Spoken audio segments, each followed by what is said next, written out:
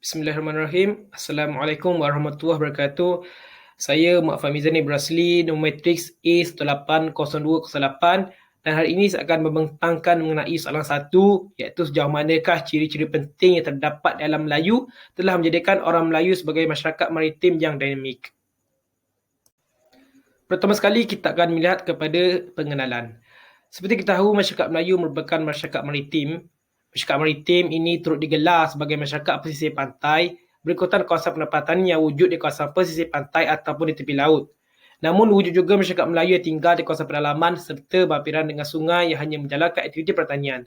Kebetulan masyarakat pesisir di perairan pantai semenanjung Tanah Melayu sebenarnya telah wujud sejak 1500 tahun dahulu, malah bersifat dinamik dan telah mengalami proses transformasi dalam sosio budaya dan ekonomi iaitu berubah dari masyarakat agraria kepada masyarakat maritim. Dalam melihat kedinamikan sifat masyarakat Melayu tersebut, aspek kemajuan dalam bidang ekonomi khususnya perdagangan akan ditekankan dalam pembentangan ini. Hal ini kerana bagi masyarakat Melayu tradisional, di bidang ekonomi seperti perdagangan, kewangan, pembekalan dan sebagainya, dianggap sebagai sebuah pandangan umum ke arah aktiviti ekonomi yang penting dan petunjuk darjah perkembangan masyarakat. Malah, terdapat banyak maklumat mengenai ekonomi di Tanah Melayu yang boleh didapati melalui teks-teks klasik seperti Hikayat Raja Pasai, Sejarah Melayu, Hikayat Aceh dan Peringatan Sejarah bagi Negeri Johor. Sebelum kita mengulas dengan lebih lanjut mengenai tajuk ini, elok-elok kita memahami terlebih dahulu konsep Melayu dan alam Melayu itu sendiri. Bagi Melayu, kita mengambil pendapat Arowistad yang mengatakan bahawa Melayu itu terbahagi kepada dua pengertian. Yang pertama, orang Melayu adalah orang yang merupakan bumi putera di sekitar semenanjung Tanah Melayu dan Sumatera. Manakala dalam erti kata lebih luas, orang Melayu adalah penduduk asal Kepulauan Melayu, Formosa, Filipina dan beberapa puak yang meriami wilayah Indochina. Dan bagi alam Melayu ini, takrif paling mudah ialah dengan mengatakan bahawa alam Melayu ini merupakan penempatan bagi masyarakat Melayu itu sendiri. Seterusnya kita akan melihat ciri-ciri penting yang terdapat di alam Melayu yang menyumbang kepada dinamiknya masyarakat Melayu maritim ini. Terdapat 5 ciri-ciri yang akan kita bincangkan, merangkumi kedudukan geografi, kekayaan sumber alam, teknologi perkapalan, pentadbiran kerajaan yang baik dan sistem ekonomi tradisional. Kesemua 5 aspek ini kita akan bincangkan dalam slide yang seterusnya. Pertama sekali kita akan melihat pada ciri kedudukan geografi. Kedudukan geografi alam Melayu jika diperhatikan dikelilingi oleh laut dan merupakan kawasan kepulauan. Kawasan ini juga beriklim khatulistiwa yang panas dalam bab sepanjang tahun membolehkan pelbagai kegiatan ekonomi dilakukan yang tidak dibataskan oleh faktor cuaca yang terlalu panas ataupun sejuk. Kawasan ini berada di pertengahan jalan perdagangan antara timur dan barat, turut menyumbang kepada banyaknya jaringan perdagangan di rantau ini. Kewujudan selat laut yang sempit dan aman yang terlindung daripada angin taufan, iaitu Selat Melaka dalam Melayu menjadi kegemaran para pelayar dan pedagang. Wujud juga banyak petunjuk-petunjuk pelayaran di alam Melayu seperti banjaran gunung, pulau-pulau, tanjung, teluk dan segenting seperti Pulau Langkawi, Gunung Jerai, Bukit Melawati dan lain-lain. Faktor ini jugalah yang menjadikan Selat Melaka menjadi laluan perdagangan antarabangsa yang sibuk dan utama di dunia, yang mana seterusnya mewujudkan pelabuhan-pelabuhan utama di dunia seperti Kedah Tua, Palembang dan Melaka. Namun begitu, kedudukan geografi yang strategik semata-mata pada hakikatnya masih tidak mampu menjadi faktor terpenting walaupun ianya merupakan antara faktor yang perlu dalam menentukan kemajuan sesebuah masyarakat maritim jika melihat kepada kemajuan pelabuhan. Kita lihat saja apa yang berlaku kepada Melaka setelah diambil oleh Portugis, yang mana Portugis gagal untuk memajukan pelabuhan Melaka sebagaimana kerajaan Kesultanan Melayu Melaka pada sebelumnya. Malah Aceh pula yang lihat mula mengukuhkan penguasaan perdagangan di rantau ini kerana ramai pedagang mula beralih arah ke Aceh. Ciri seterusnya ialah kekayaan sumber alam.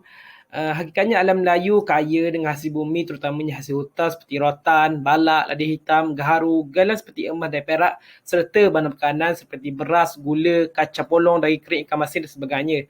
Komoditi-komoditi seperti inilah yang menjadi penarik kepada pedagang-pedagang asing untuk datang berdagang di alam Melayu. Contohnya pedagang-pedagang Arab Parsi contohnya datang ke Asia Tenggara bagi mendapatkan barangan komoditi berharga seperti rempah, ratus, kapu barus, kayu gaharu, kayu cendana, hasil hutan, kulit kayu manis dan dama.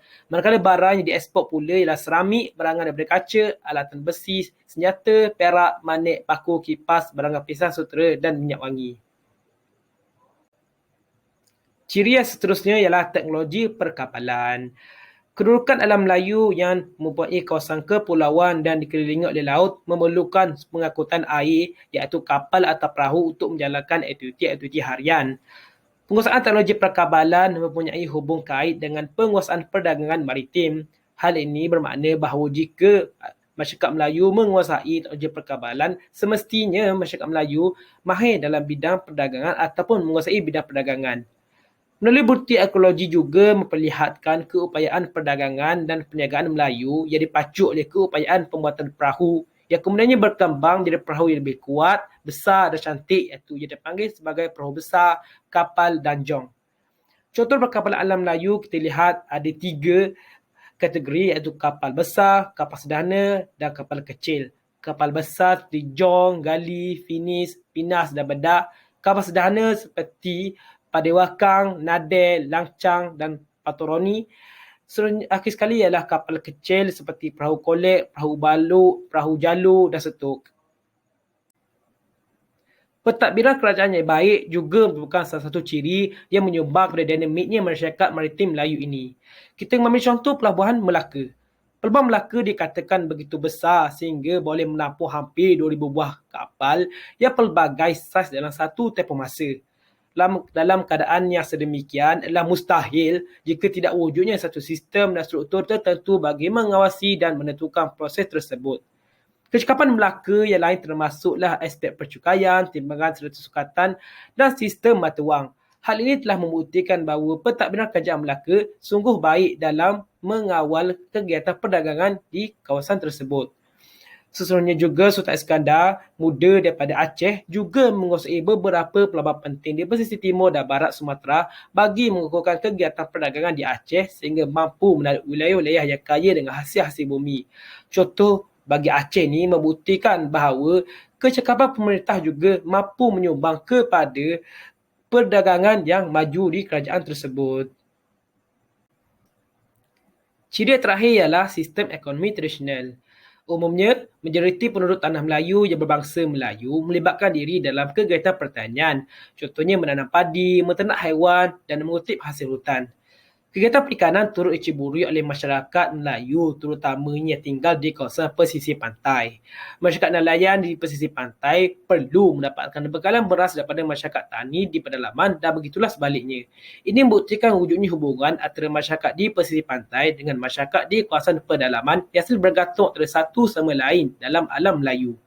Walaupun digelar sebagai masyarakat maritim, wujud juga orang Melayu di pedalaman yang bukan bersyirikan masyarakat maritim seperti yang telah dinyatakan. Bagi kesimpulan perbincangan kita, terdapat 3 idea utama iaitu ciri-ciri penting yang telah dibincangkan sememangnya menjadi faktor terhadap dinamika masyarakat Melayu maritim.